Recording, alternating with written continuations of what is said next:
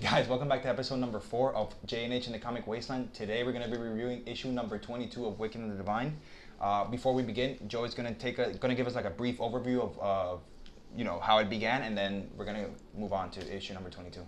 Every 90 years or so, 12 gods are reincarnated on Earth. They live about 2 years. They try to change mankind for the better. They try to fuck us over. They end up fucking each other. I mean, it's just total godlike mayhem.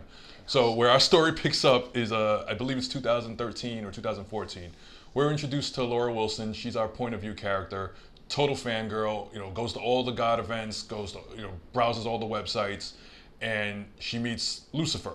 And Lucifer, who I'm pretty sure is an ode to David Bowie, takes her into this world. It's total fangirl's dream. She gets, basically gets to live with her favorite celebrities. And then Lucifer ends up getting killed after she's accused of killing a judge. In the following story arc, Laura picks up her quest to, try to clear Lucifer, try to figure out what's going on. She ends up meeting with Ananan. Anana? Yeah. The names are a little complicated. Yeah. Anan. Sorry, guys. Yeah. Anana, I'm pretty sure, is an ode to Prince. They try to figure things out. Doesn't go as planned. Anana ends up dead too. In our third story arc, commercial suicide. The artists rotate. It gives us a little backdrop on each of the gods, like on Sekhmet, and we're introduced to Tara. How Woden is pretty much has this fetish for Asian chicks. Like it's it's crazy stuff like that. Arc 4, it's called Rising Action, and it's been revealed that Ananke, god of destiny, the caretaker of the gods, the one who's responsible to find all these guys and help them find their calling and their path, is basically had enough of their bullshit, and she's trying to kill them all. She basically kills Tara. She killed Lucifer. She killed Anana, and she needs to kill one more to complete the process, apparently. Yeah. So she's gonna kill 12-year-old Minerva, goddess of wisdom, which pretty much divides our groups into two factions. With Laura, who ends up becoming Persephone. Spoiler, but Persephone, Baphomet, the Morrigan, and I believe it's the Norns. And the Norns on one side, and then Amaterasu, Baal, and Sekhmet and Woden on the other side. Yeah. Because they just don't believe Ananke is capable of this shit. My first impressions when I read issue number 22 was like, shit like literally hit the fan. I thought it was very interesting because all these stories of all these people just kind of intertwined. They just converged there. Exactly. Like you don't know who's a god until Ananke comes and turns them into a god. We had Cassandra. Yeah, Cassandra I would have never guessed. Right. That just came out of nowhere. Cassandra, she was just a reporter. Right. She was trying to report, just trying to give the facts on like all these gods and whatnot, and I guess she was trying to prove they weren't real. Right. Yeah, she was totally trying to debunk. Because she's had an explanation for everything. Right. Yeah. And then Laura was just like the fangirl, and she intertwined with Cassandra, and they became friends, and then Cassandra became what we thought would have been the last god. Laura actually went into a depression over it, thinking that she was a god after her interaction with Lucifer, and then when she found out Cassandra was one, she got totally depressed, didn't want to deal with anything or anyone. Yeah, right. So only for us to realize that Cassandra was not Cassandra. Laura was actually the last proper god, I guess, to Persephone, she who destroys. Yeah, the destroyer. The destroyer.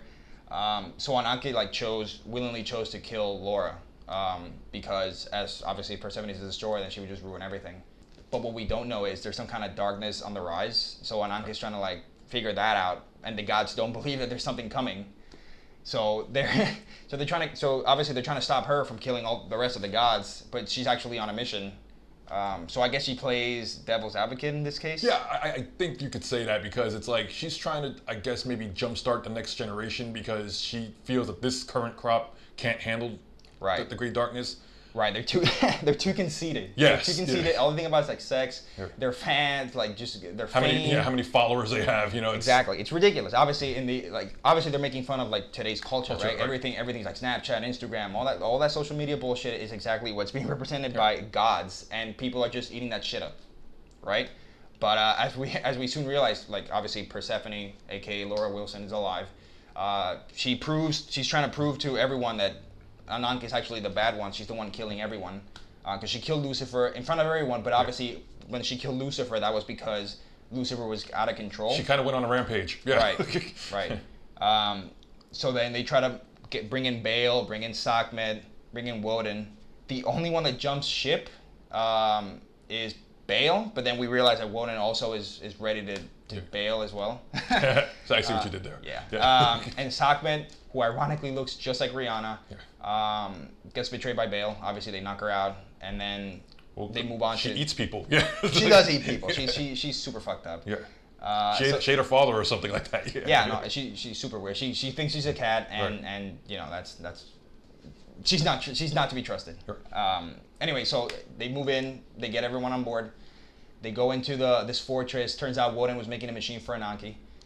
He claims he didn't really know what it was for, but I mean, right? He obviously we can't really trust. Yeah, Woden. Right. You'll see Woden is pretty much the baby of Daft Punk or some shit. He dresses like a Daft Punk with as Jay said, a fetish for Asian girls. Yeah. So they go in. Ananke is pretty much about to kill Minerva. She was just 13. She had just turned 13. That's what made her eligible for whatever process. Exactly. Ananke, whatever ritual Ananke is to make her trying to do exactly to make her a proper sacrifice. Right. So they get in. Laura Persephone is pissed as hell. She straight up just wants to murder Ananke. Right. Everyone tries to talk her down, and at first it looks like they succeed. Right. So they manage to stop her. Persephone has her tied up because I guess her skill is kind of like this octopus looking. Right. She kind of creates tentacles. Yes. Like.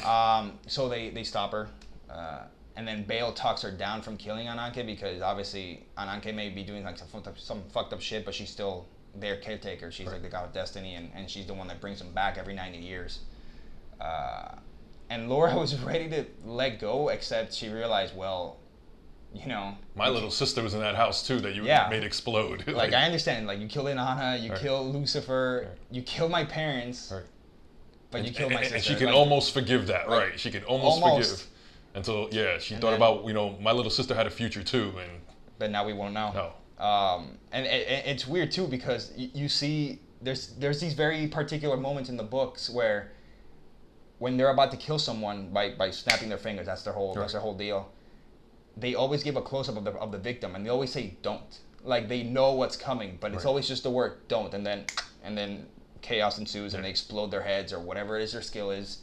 And there was a lot of head exploding. Yeah, I realized that. It's usually always like a lot of head exploding, and for once, like Ananke is just up against the wall. She's out of luck, and Laura just killed her too. And obviously the gods are like, well, we're not going to send you to jail, Laura, right? Like possible deniability. I mean, it's a thing of it's funny because can a jail really hold these people? I mean, that's true. Like obviously. They found a way around it with Lucifer, but I mean, it's a thing of. I was just like, wow. I'm like, this is really going to happen. Like, is anyone really going to believe this anyway? But then, so all the gods decide, you know what? It was self-defense. Right. They're like, really? It was self-defense? Like, well, you're going to send her to jail?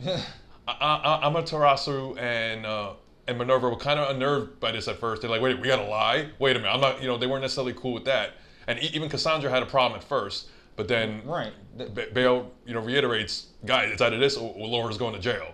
Right, like they there's no right or wrong answer for these people because obviously they're gods, but also they want to like protect their own, and it's a complicated situation because either way they're gonna die in like 2 years, right? So. Well, at this point, it might be like a year and a half. It's like, I mean, it really depends. I mean, from the start of the series to where 22 leaves us. Exactly. So it's interesting. So the whole point of this book is just to see how it's basically a critique of society, just through the eyes of these gods and the people that follow them.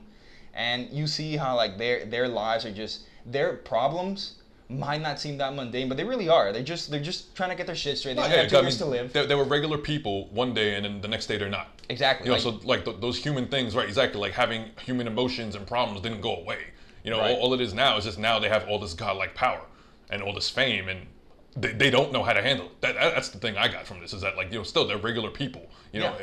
They just happen to be a goddess of death, or right. They get thrown into these situations and they don't really know what the hell to do, and they just kind of like live like this would be your last day, right? Like for the next 2 years. And every day is like, especially we see that with Dionysus, where his 24/7 dance parties. Like he's just determined to have as much fun for as long as he can.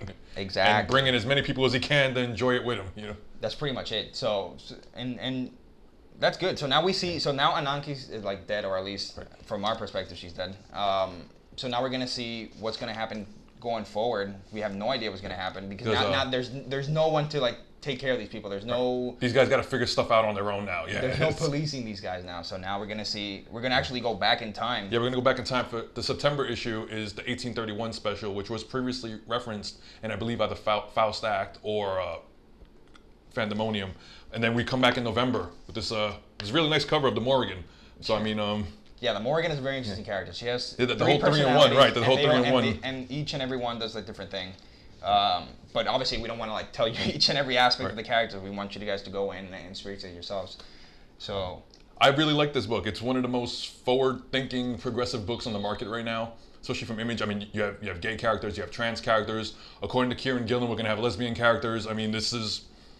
If there ever was a book of the people, this would be it. It's like, The Wicked and the Divine. Seriously, guys. Because we enjoy it particularly because there's no right or wrong. There's no superheroes like. Right. There's no super villains, per exactly. se. It's just people and even the people. Yeah. Even when they do fucked up shit, it's because they honestly believe it's the right thing to do, not because they're intentionally trying to fuck people over or. Right. It's just an odd situation with odd characters, and we actually enjoy it a lot. Androgynous characters and whatnot. So obviously we highly recommend it. So we obviously we hope you jump in and. What are we gonna do? We're gonna pick up the next issue of The Wicked and the Divine. Exactly. They always have like some really sweet quotes. So follow along, and I hope you guys enjoy. Any final thoughts? Seriously, this is one of my favorite books. I cannot recommend this enough. I try to pimp this book on everyone I meet once they say they love this kind of stuff. Kieron Gillen and Jamie McKelvie are one of my favorite creative teams. They had an awesome run on Young Avengers. They also have a book called Phonogram. I always mess that up. Phonogram. So if you're really into indie music, pick up Phonogram because it's similar to this where these magicians have power through music, which I would not have a problem with Laura Wilson meeting Emily Astor and David Cole. But guys, I cannot recommend this book enough. Seriously, go check it out if you have a chance. I believe that the #1 is available as one of those Image First dollar books. Yeah. I think I saw it at Forbidden Planet here in New York City. So you guys should definitely check this out. Yeah. Anyway, so thank you guys for sticking around. We hope to see you next week. Next week we're going to be doing double duty. We have Archie #11 and Generation Zero #1. Damn right, Valiant and Archie Comics. Yeah. So hopefully you stick with us. Obviously we always appreciate your support. We expect some comments, to see what you like, what you don't like. All feedback welcome, guys. Thank you. Yeah, we're not mind readers. Anyway, till next time. Thank you.